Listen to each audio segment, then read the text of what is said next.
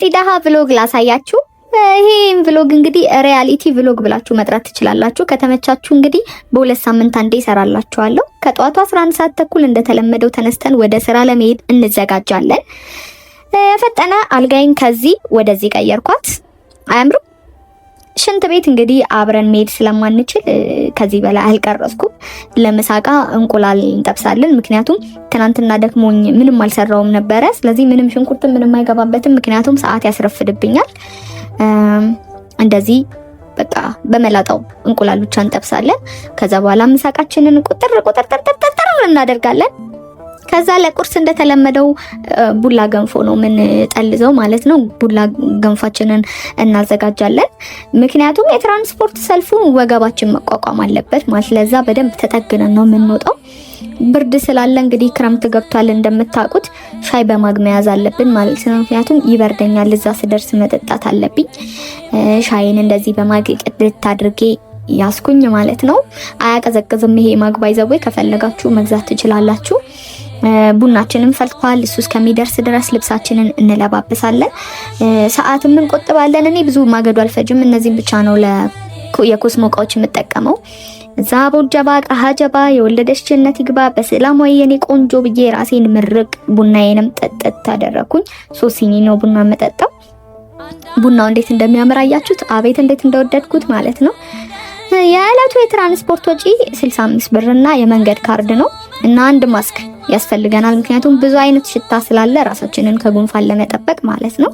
ከዛ ሰበርሰካ ያለን ኦልሞስት 20 ጉዳይ ለአንድ ስለሆነ በታክሲ ለመሄድ እንሰለፋለን። ይሄ ቭሎግ የሰፊውን ህዝብ ህይወት ይወክላል ብዬ አስባለሁ። ራሳችሁን ከጥቂት የተሳካላችሁ ሰዎች ጋር እያነጻጸራችሁ እናንተ ብቻ እንዲህ የምትኖሩ ከመሰላችሁ ተሳስታችኋል። እናንተ ብቻ እንዲህ አይነት ሀስረል ላይፍ የምትኖሩ እየመሰላችሁ ዲስካሬጅድ የምትውሉም ሰዎች እረፉ። መሬት ላይ ያለው የህይወት እውነታ ይሄና ከዚህም የባሰ ነው። ኦኬ። ስለዚህ ብዙም ዲስካሬጅ አትሆኑ። ሀገር ክንወቅ ነው እንግዲህ። ከፈረንሳይ መገናኛ ይሄንን ይመስላል። 30 ብራችንንም ተጠቅመን ከፍለን የቀረን ስንት ነው? 35 ብር ማለት ነው። ምክንያቱም የዕለቱ ወጪ ስንት ነው ብያችኋለሁ? 65 ብር። ለማንኛውም ግን እስቲ 5 ጊዜ ኮፒ ሊንክ አድርጉልኝ። እስካሁን ኮፒ ሊንክ ሳታረጉ ከሆነ እያያችሁ ያላችሁት መጥቼ በየቤትሽ ማለት ነው ለምንድን ነው ኮፒ ሊንክ ያላደረግሹ እያልኩኝ አስጠቀጥቅሻለሁ ማለት ጠቅጠቅ አድርጎ። ኦኬ ደረስን። ቀጥሎ ደግሞ ከመገናኛ ወደ ቡልቡላ ስለሆነ የሚሄደው በእግራችን ትንሽዬ ወክ እናደርጋለን ማለት ነው ባስ ለመያዝ። አያሳዝንም ግን የኢትዮጵያ ሕዝብ። ከዛ በባስ ወደ ቡልቡላ እንሄዳለን። ወንበር ስለሌለ ያው ቆሜ ነው የሄድኩት። ለመቅረጽ አልተመቸኝም። ምክንያቱም ባስ ውስጥ እንኳን ለመቅረጽ ለመተንፈስ ልትቸገሩ ትችላላችሁ ማለት ነው። ፋይናሊ 2 ሰዓት ከ20 ሲል ደርሰናል። አሻራችንንም ማሳረፈናል። ለባርነት ሰንሰለቱን ራሳችሁ ላይ መቆለፍ በሉት። ፔሸንት እስኪመጣ ድረስ ቢሮአችን ሻያችንን እየጠጣን ፖድካስታችንን እናያለን። ይሄን ፖድካስት ሰላላችሁ እንድታዩ ሪከመንድ አደርጋችኋለሁ። ከ5 ፔሸንት በኋላ ምሳ ደረሰ። ለምሳ ባለ 15 ብሯን ዳቦ ገዝቻለሁ። ዩቲዩቤን እያየው ከጧቱ እንቁላል ጋር እናጫውታታለን ማለት ነው። ስለዚህ 20 ብር ቀርቶኛል። ከስራ ቦታ የምወደው ይሄንን ሰዓት ነው። 40 ደቂቃ ናፕ እናደርጋለን። ከዛ 11 ሰዓት ሆኗል። ወደ ቤት ጉዞ። ዛሬ ትምህርትም ፓርታይም ስራም የለንም። ስለዚህ ወደ መገናኛ ነው የምንሄደው ማለት ነው። ቀጥታ ወደ ቤታችን ነው የምንመለሰው ማለት ነው። መገናኛ ደርሰናል።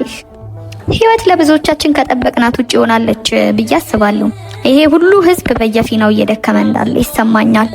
ሁሉ የራሱን ሩጫ፣ ኃላፊነት፣ ልጆች፣ ቤተሰብ፣ የቤት ኪራይ፣ የኑሮ ውድነት ብቻ ብዙ ነገር ተሸክሞ እየተሯሯጠ ነው። በየቀኑ ረጃጅም ሰልፎች ተሰልፎ እንደምታዩት በትራንስፖርት እጥረት አንዳንዴም እንደ ድንች ተጭኖ በድካሙ ልክ ባያገኝም ባይከፈለውም ለመኖር ግን እየታገለ ነው እንጂ ጥቂቶች ስክሪን ላይ እንደሚያሳዩን ተንደላቆ እየኖረ አይደለምና ክብር ለኢትዮጵያ ህዝብ፣ ክብር ለዚህ ጀግና ትውልድ ይገባል ማለት ፈልጋለሁ። እኔም ቤቴ ገብቼ ተጣጥቤ ደግሞ ቃይና አጣጠብኩ። ለነገ ምሳ ድንቼን ሰራው። ድንች ወጤን ሰራውኝ ነገ ምሳ የሚይዘውን ማለት ነው።